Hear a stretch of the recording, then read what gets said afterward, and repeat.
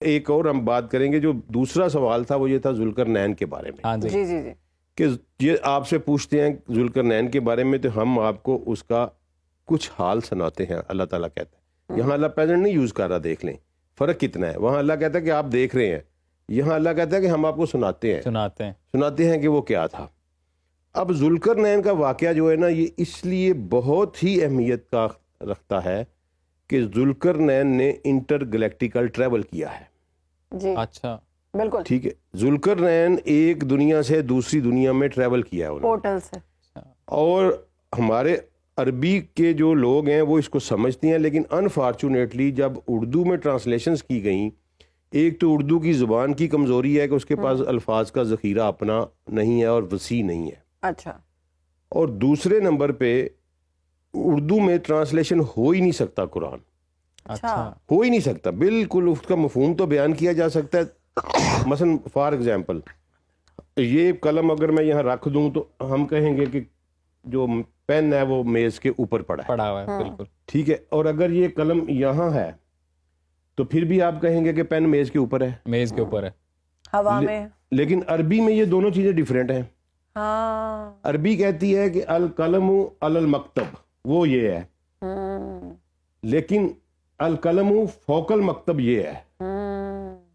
اچھا کہ یہ ہوا میں ہے, یہ تھوڑا فوق یہ ہوتا ہے صحیح, اور ال یہ ہوتا ہے. اردو میں یہ دونوں اوپر ہی تصور ہوں گے, اس لیے یہ تجربہ نہیں ہو سکتا. اللہ, میں نے آپ کو پہلے بھی ایک آیت سنائی تھی, اللہ تعالیٰ نے کہا کہ میں نے تمہارے اوپر 7 راستے بنائے ہیں, تو وہاں فوقکم کا لفظ یوز کیا, میننگ دیر بھائی وہ راستے یہاں ہیں. اچھا زمین سے اوپر فضا میں, زمین سے اوپر فضا میں. ٹھیک ہے. اب وہ راستے اللہ تعالیٰ ذوالقرنین کا قصہ شروع کرتے ہوئے کہتے ہیں کہ میں نے ایک لفظ یوز کرتے ہیں سبابا. جی سبابا, اور اس کا ترجمہ انہوں نے سباب کر دیا, حتیٰ کہ یہ ایک جگہ ایک آیت پہ اسباب ترجمہ کرتے ہیں, اگلی آیت میں اسی لفظ کا رستہ ترجمہ کرتے ہیں, اگلی آیت میں اسی لفظ کا سامان ترجمہ کرتے ہیں. تو کیونکہ ان کے پاس ترجمہ ہے ہی نہیں.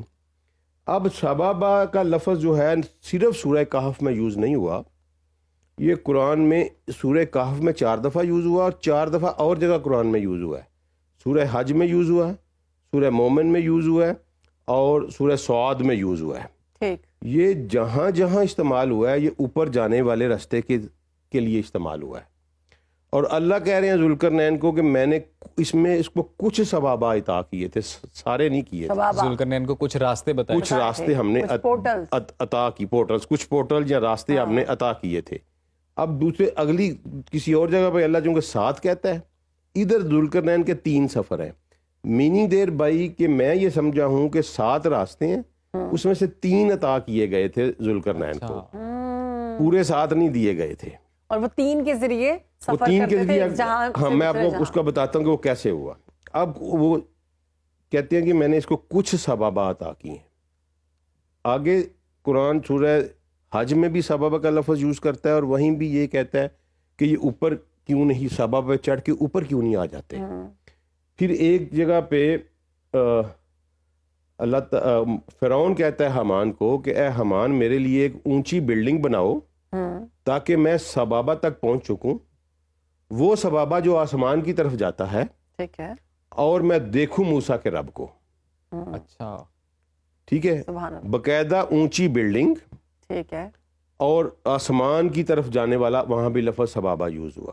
یہ پیرامڈز اسی لیے تو نہیں بنے ہوئے, مائٹ بھی. اچھا, اس کے بعد اللہ تعالیٰ سورہ سعد میں کہتے ہیں کہ یہ جو لوگ کہتے ہیں کہ یہ زمین اور آسمان میں مالک ہیں, تو اگر یہ مالک ہیں تو پھر یہ سبابہ کے اوپر چڑھ کیوں نہیں جاتے.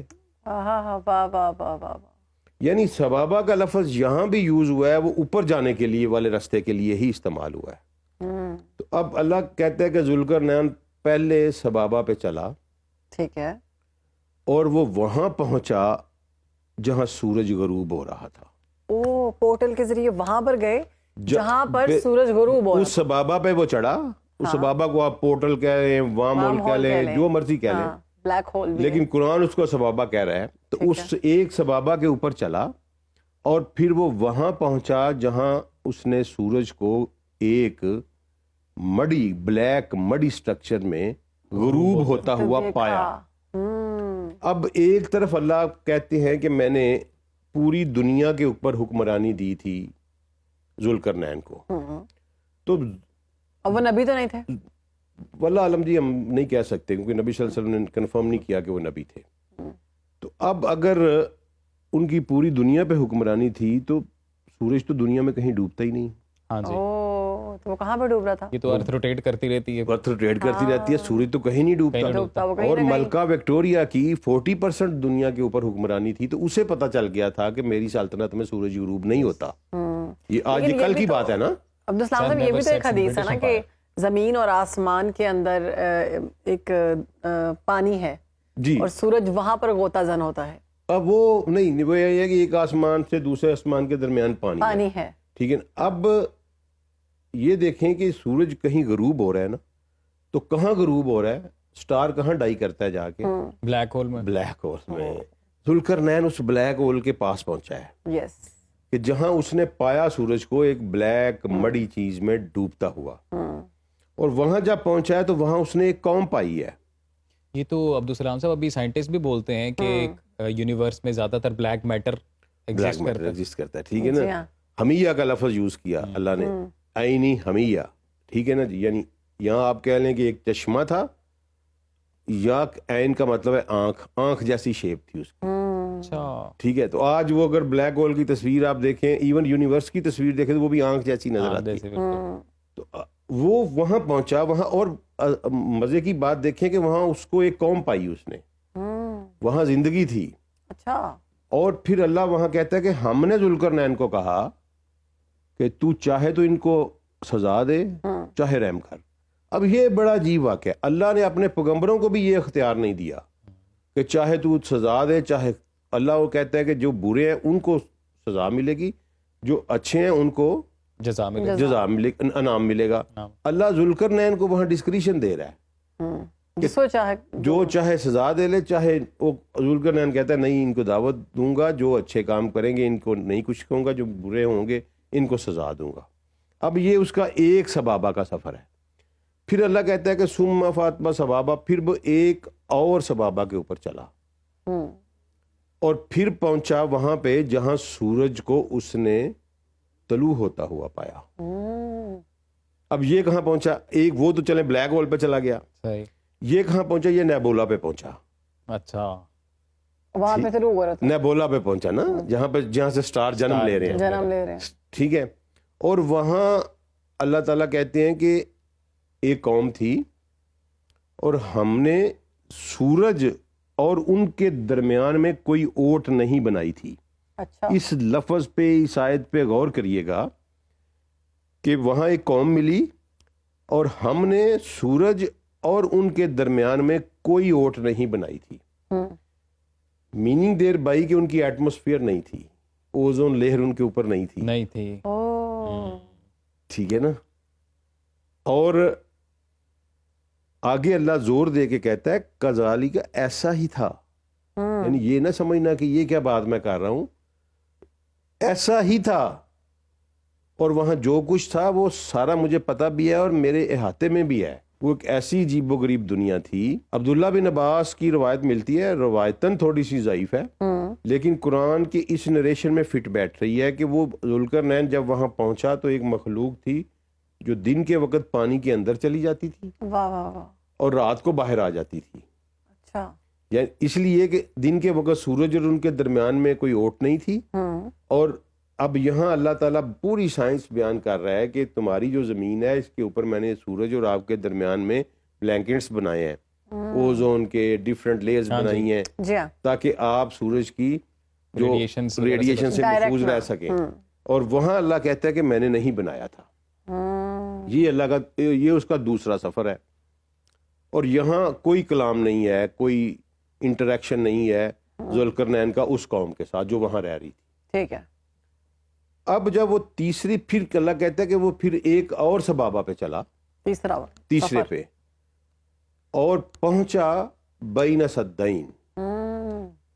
ٹھیک ہے، دو سدین کے درمیان وہ پہنچا.